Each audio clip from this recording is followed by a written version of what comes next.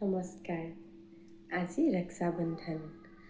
ৰক্ষাবন্ধন শব্দটো ক'ৰ পৰা আহিছে বাৰু আপোনালোকে জানেনে? ৰক্ষাবন্ধন শব্দটো আহিছে সংস্কৃত ভাষাৰ ৰক্ষাবন্ধনম শব্দটোৰ পৰা। ৰক্ষাবন্ধনম শব্দটোৰ অৰ্থ হৈছে যত্ন আৰু সুৰক্ষাৰ বান্ধোন।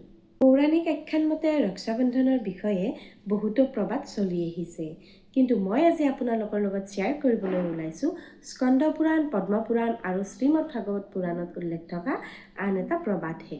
এই প্ৰবাদ অনুসৰি ৰজা বলিয়ে যেতিয়া 101টা যজ্ঞ সমাপন কৰি মহাদেৱক সন্তুষ্ট কৰি স্বৰ্গ অধিকাৰ কৰিবৰ উপক্ৰম হ'ল, তেতিয়া ভয়ত ইন্দ্ৰ আৰু অন্য দেৱতাসকল মহাদেৱ বিষ্ণুৰ ওচৰলৈ সহায় বিচাৰি গ'ল। আৰু তেতিয়া ভগৱান শ্ৰীবিষ্ণুৱে অদিতিৰ গৰ্ভত বটু বামুণ ৰূপে জন্ম লৈ ভিক্ষাৰীৰ বেশেৰে ৰজা বলিৰ ওচৰলৈ গ'ল।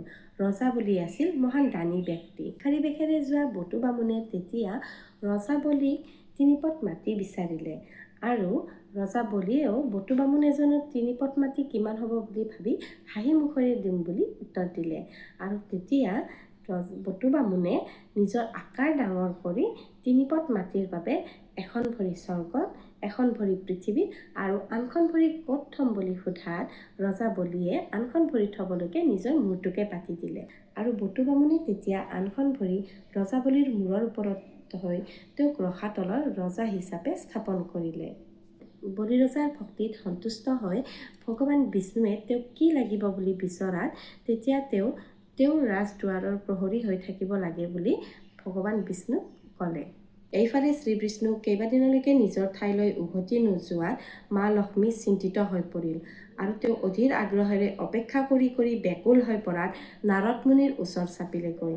নাৰদ মুনিয়ে দিয়া দিহা অনুসৰি তেওঁ গৈ বলি ৰজাক ভায়েক বনাই ৰাখি পিন্ধালে। এইপিনে কেইবাদিনো ধৰি ভগৱান বিষ্ণু যেতিয়া নিজৰ ঠাইলৈ উভতি নগ'ল, তেতিয়া মা লক্ষ্মী চিন্তিত হৈ পৰিল আৰু তেওঁলৈ অধীৰ আগ্ৰহেৰে অপেক্ষা কৰি কৰি ব্যাকুল হৈ তেওঁ শেষত উপায়ন্তৰ হৈ নাৰদৰ ওচৰ চাপিলেগৈ। নাৰদ মুনিৰ দিহা মতে তেওঁ বলি ৰজাৰ ওচৰলৈ গৈ ৰাখি পিন্ধাই তেওঁক ভায়েক বনাই ল'লে। মা লক্ষ্মীয়ে ৰজা বলিক ৰাখি পিন্ধোৱাৰ দিনটো আছিল পবিত্ৰ শাওণ মাহৰ পূৰ্ণিমা তিথি। ৰজা বলি যিহেতু দানী আছিল, সেয়েহে ভনীয়েকক কি লাগিব বুলি সোধাত তেতিয়া মা লক্ষ্মীয়ে ভগৱান বিষ্ণুক লগত লৈ যাব বিচাৰিলে।